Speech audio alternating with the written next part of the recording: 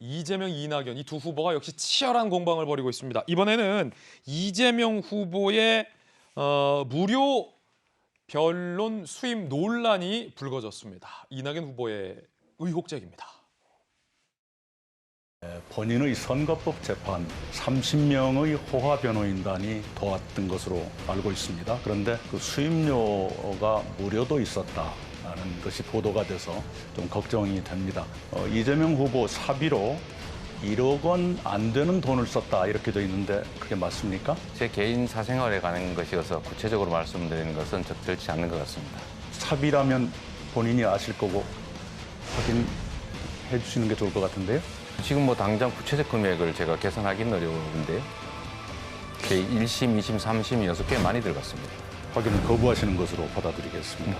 그다음에 소송 비용이 얼마나 들었냐는 결코 사생활의 문제가 아닙니다. 공직자 재산 증강과 재산 등록에 직결되는 사항입니다. 이명박 대통령께서 이 변호사비 변환 문제로 실형을 선고받았던 사례도 있습니다. 이재명 지사께서 소상히 해명을 해주셔야 되고.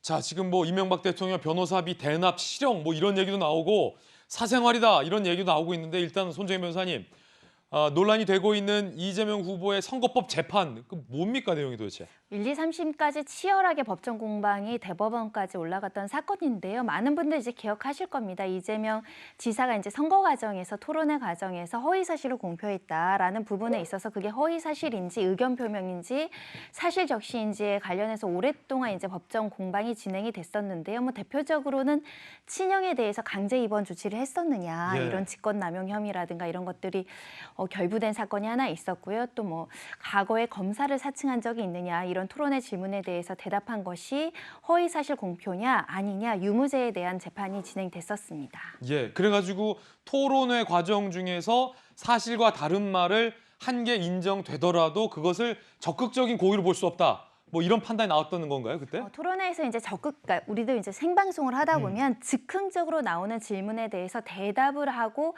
그것에 대해서 소극적으로 방어한 정도만으로는 적극적으로 허위 사실을 공표했다라고 법률상 해석하기 어렵다라는 게 법원의 판단이었습니다. 그렇군요. 자, 이 변호사비 박정아 대변인. 네. 전관 변호사 한 분이 여기서 등장하잖아요. 그렇죠. 무료로 변론을 해줬냐 아니면 변호사비를 뭐 대납해 준 거냐. 비용이 얼마 있는지를 이재명 후보가 밝히지 않았기 때문에 이낙연 후보 측에서는 지금 대납 의혹까지 지금 제기한 상황이에요. 어떻게 보십니까? 일단은 뭐 기억에 보면은 굉장히 호화 변호인단, 전관 변호인단을 구성을 했던 것 같아요. 그러면 상식적으로 봐도 굉장히 많은 변호사 비용이 들어가는데 이낙연 후보 측에서는 그렇게 얘기를 합니다. 그 재판이 진행 중인 당시에 2017년도 이재명 지사의 신고 재산액은 26억 8천만 원인데 다음해 2021년 재판이 끝나고 난 몇 년 후에 재산이 오히려 1억 8천, 한 2억 가량 늘었다. 그러면 보통 전관 변호사는 수임료가 세잖아요. 굉장히 그 비용이 많이 들어가는 걸로 알고 있어요. 그리고 근데 재산이 늘었다. 그것도 숫자도 변호인단 숫자도 많았고 그다음에 앞서 우리가 본 것처럼 1, 2, 3심까지 진행이 됐기 때문에 심지어는 뭐 이런 변호사 비용 때문에 보통의 사람들은 뭐 재산을 다 탕진한 난리일 수밖에 없는 상황이다. 이렇게까지도 가는데 지금 이재명 지사는 오히려 재산이 늘었다가 이제 이낙연 후보 측의 주장이에요. 그렇다면 이 변호사 비용을 어디선가 누구로부터 받은 거 아니냐. 그리고 말씀하신 것처럼 이 인권위원장 청문 과정에서 나왔습니다마는 무료 변론 얘기가 나왔으니까 그러면은 공직자로서 무언가를 받은 거 아니냐라는 의혹 아니면은 이 비용을 달리 조달을 했다면 이거는 더 큰 문제 아니냐 이렇게 주장을 하고 있는 거죠. 그래서 이재명 후보는 이 건에 대해서 토론회에서 사생활이다라고는 얘기하고 있습니다만은 글쎄 저는 공인의 입장으로서 우리가 굉장히 많이 들어가는 변호사 비용을 추정한다면 저는 어떤 식으로 조달이 되었고 어떻게 쓰여졌다고 얘기를 하는 게 대통령 후보로서 옳은 자세 아닌가 이런 생각입니다. 지금 이 공격이 앞서 우리가 봤던 것처럼 충청에서 지금 전 투표가 시작이 되고 이게 결과적으로는 앞으로 이 최종적인 경선 결과에 많은 영향을 미칠 텐데 이게 마지막이 될지 어쨌든 이재명 후보 측에서는 분명하게 저는 국민들이 납득할 수 있을 정도의 소명은 해주는 게 옳지 않나 않을까라고 생각을 합니다. 자, 이에 대해서 이재명 후보 측의 반박도 나와 있는데 함께 살펴보겠습니다. 자, 이낙연 후보 측에서는 전관 변호사를 포함해서 호화 변호인단을 썼는데 재산이 왜 더 드냐? 1억 8천만 원이라고 문제 제기하고 앞서 이재명 후보 본인은 사생활이라고 답변을 거부하죠. 그러자 김남준 이재명 캠프 대변인은 주택 가격이 올라서 재산이 는 거다라고 해명을 합니다. 자, 그런데도 지사가 공직자 신분이라는 건 변호사로도 알 수 있는 사안, 변호사 선임료 등 상식적 문제 제기에 분명히 답해라 재차 공격하죠. 그러자 이재명 캠프 관계자, 변호인과 의뢰인의 계약은 비공개가 원칙이다라고 또 답변을 피합니다. 윤태호 실장님, 얼마 정도 지불을 했다, 제가 그게 뭐 대납을 안 받았다. 자, 요런 건 아직 안 나왔어요, 아직. 네. 이 성격이요. 선거법 위반 관련 사건이었습니다. 아까 이제 손 변호사님 설명해 주셨지만 이게 1심 무죄, 2심 유죄, 대법원 가가지고 이게 사실관계에 대한 것이 아니라 법리적인 이게 뒤집혀가지고 무죄가 무죄. 나서 진짜 천신만고 끝에 살았죠.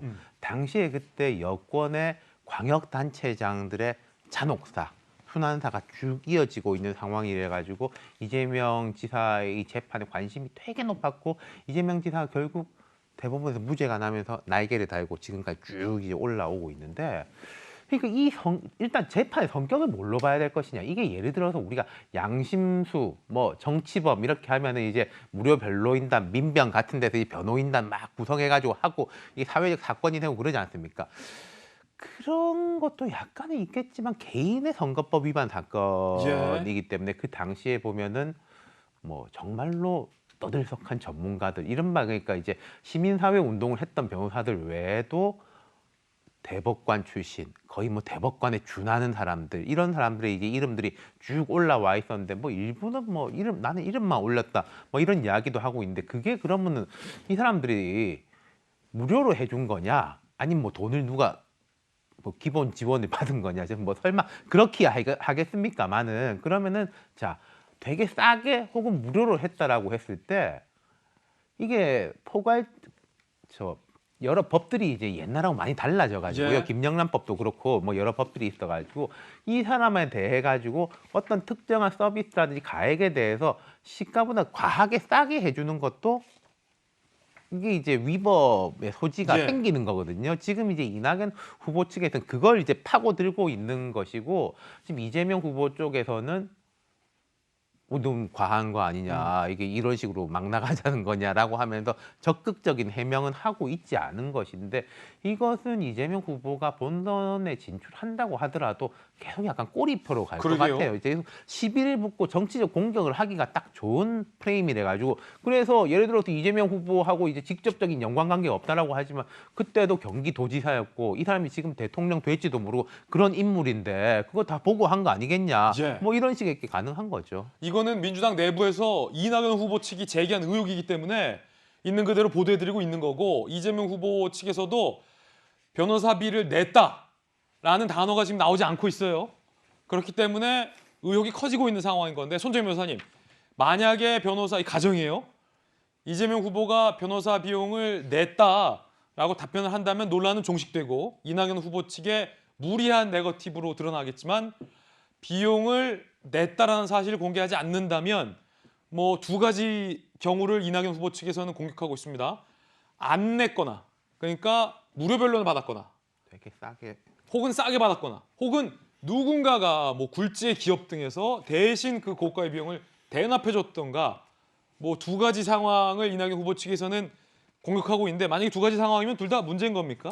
대납 가능성은 없지 않을까라는 생각이 듭니다. 대납했다라고 한다면 실질적으로 뇌물 문제가 거론될 수 있기 때문에 그런 무리수를 할 리는 만무하지 않을까라는 생각이 들고요. 대납은 아닐 것이다. 변호사 선임료가 좀 문제적 소재이긴 한데 왜냐하면 변호사 수임료라는 게 정가가 없습니다. 예상되는 금액이 없고 그 변호사 개개인의 역량에 따라서 금액이 천차만별이기 때문에 실제로 해당 변호사들은 본인에 대한 수임료가 공개되는 것을 좀 꺼려하는 측면이 있고 예. 변호사는 또 비밀 유지가 의무가 있기 때문에 의뢰인이 동의하지 않으면 수임료를 또 스스로 밝힐 수가 없는 구조적 문제가 있다라는 점을 말씀드릴 수 있는데 이게 이제 만약에 그러면 무료 변론을 했을 가능성 그게 굉장히 높죠. 무료 변론이다 이렇게 이야기를 하는데 저도 뭐 많이는 아니지만 1년에 한두 건, 두세 건이라고 하더라도 공익소송이나 스스로 무료 사건으로 지정을 해서 경제적 약자나 성폭력 피해자 사건을 무료 지원해주긴 하거든요. 훌륭합니다. 예. 이거는 되게 간명하게 확인할 수 있는 게 모든 변호사는 선임계를 낼 때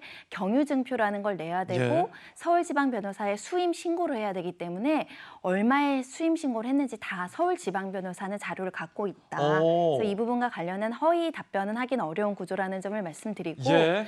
그런 공익소송으로서 무료 변론을 하는 것이 뭔가 문제가 있어 보이느냐 이런 질문에는 좀 고민이 많이 따릅니다. 첫 이게 번째는 과연 이게 공익적인 재판이냐 아니면 그냥 이재명 지사 개인적인 선거법 재판이냐 이거잖아요. 그러니까 그 공익이라는 건 사익이냐 공익이냐 이런 걸 따지지 예. 않고요. 내가 저 사건은 원래 선임료를 받아야 되는데 여러 가지 이유로 그냥 무료 변론을 해주겠다라는 사건이 있어요. 예를 들면 한국 여성 변호사에서 칠국 계모 사건, 아동학대 큰 사건들 발생하면 변호사단을 모집을 해요. 50명, 100명을 모집을 하거든요. 예. 그리고 그 100명이 선임계를 냅니다. 근데 그 100명이 다 일을 하는 건 아니에요. 선임을 하는 변호사, 수행하는 변호사는 따로 있고 수행하는 변호사는 보통 몇 명 정도 팀 만들어서 움직이기 때문에 이 선임계를 냈다고 해서 모두 이제 변호사 선임료가 지급돼서 내는 건 아니라는 점. 그래서 여러 가지 이유로 무료 소송이나 이런 것들이 진행이 되는데 만약에 이 지사가 무료 그 소송을 했을 경우에 이게 부정청탁금지법에 위반될 소지가 있느냐 이런 거는 법률적으로 해석해봐야 되는데 이런 사건들이 별로 없죠. 네. 선례가 없습니다. 또 유권 해석이 필요한 지점일 수도 있는데 만약에 예를 들면 원래는 금전적인 대가를 지급해야 될 것인데 여러 가지 대가 관계나 이런 것들을 통해서 무료로 지원했다라면 소지가 있겠지만 부정청탁금지법의 예외 조항은 법률에 이제 규정이 있거나 여러 가지 다른 규정들이 있거나 사회 풍속이나 사회 상규에 위반되지 않은 행동은 허용이 되게 되어 있거든요. 그러면 변호사들이 공익활동 차원에서 무료 변론을 할 수 있는 규정의 근거들이 있어요. 그거에 기초하면 법률적인 문제는 없는 거죠. 알겠습니다. 예. 과연 이게 무료로 변론을 받았는지 아닌지부터 좀 명확히 밝혀져야 될 것 같다는 생각이 들고요.